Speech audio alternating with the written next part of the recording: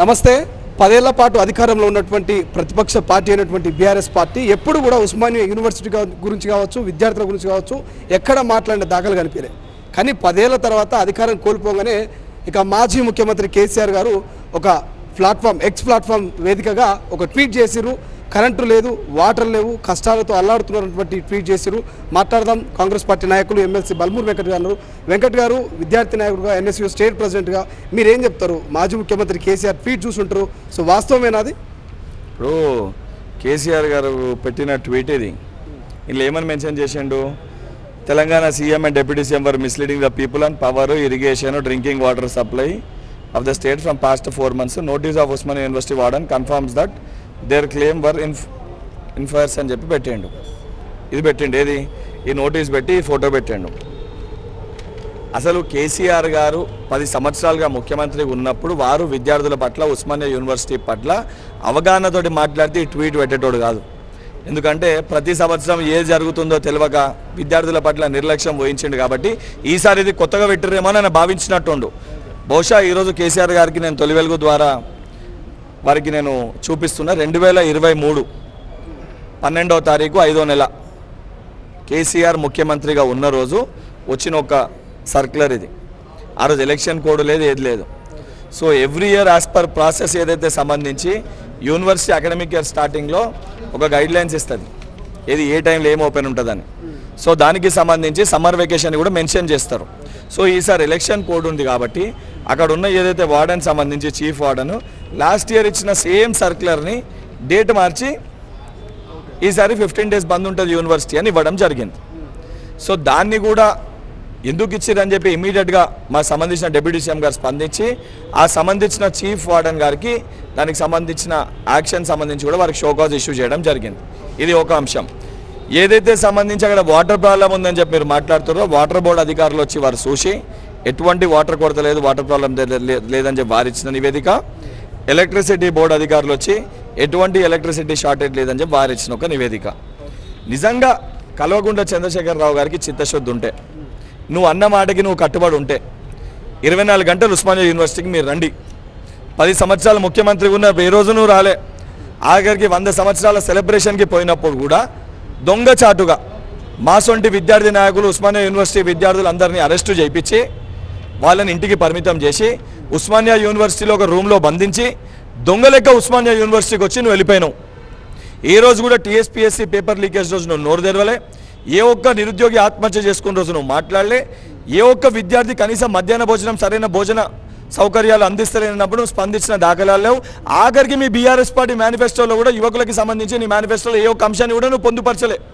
నిజంగా చిత్తశుద్ధి ఉంటే నువ్వు 10 సంవత్సరాల సమ్మర్ వెకేషన్ టైంలో ఒక్కసారన్నా కూడా హాస్టల్తో ఓపెన్తో పాటు మెస్ ఫెసిలిటీ ఇచ్చినావా? ఈరోజు గౌరవ తెలంగాణ రాష్ట్ర ముఖ్యమంత్రి రేవంత్ రెడ్డి గారు కాంపిటేటివ్ ఎగ్జామ్స్కి విద్యార్థులు ప్రిపేర్ అవుతారు. ఏదైతే సంబంధించి వారికి మధ్యాహ్నం భోజనాన్ని కూడా అందించాలి, వెకేషన్ టైంలో కూడా అందిస్తే వారు చదువుకోనికి వారికి సమయం వృధా కాకుండా ఉంటుంది.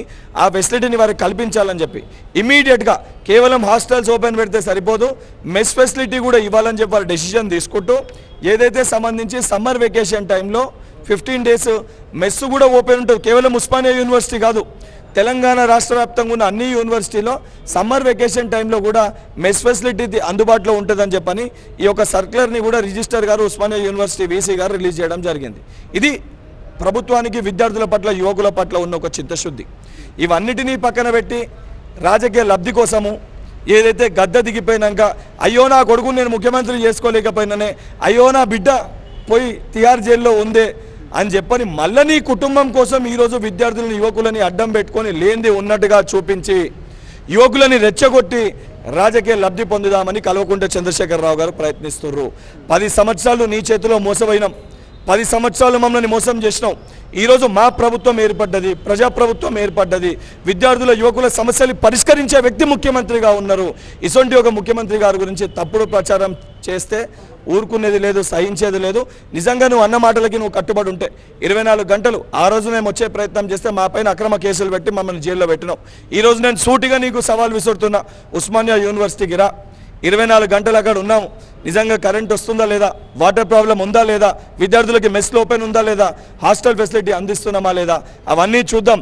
ఈ 4 మేము అందిస్తే తెలంగాణ సమాజానికి మా రాష్ట్ర ముఖ్యమంత్రి గారికి బహిరంగ క్షమాపణలు చెప్పాలి.